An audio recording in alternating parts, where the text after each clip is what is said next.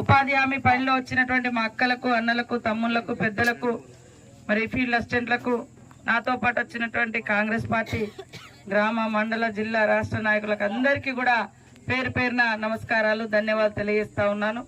ముఖ్యంగా 100 రోజుల పని, ఇప్పుడు చాలా మంది పిల్లలు కూడా ఇక్కడికి వచ్చిర్రు. గతంలో కరోనా అప్పుడు కూడా దేశాల నుంచి ఊర్లలో పోతే ఏం పని చేసుకున్నారంటే గాంధీ గారు తీసుకొచ్చారు.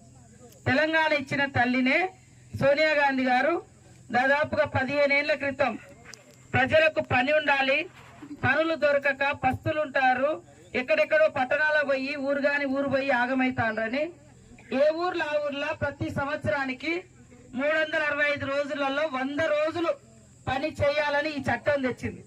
కానీ కాంగ్రెస్ 10 సంవత్సరాలు అధికారంలో లేకున్నా మొన్నటిదాకా కూడా ఈ పని నడిచింది. కారణం ఆమె చట్టం తెచ్చింది కాబట్టి. మీ ఊర్లలో అయినా, సీసీ రోడ్లు అయినా,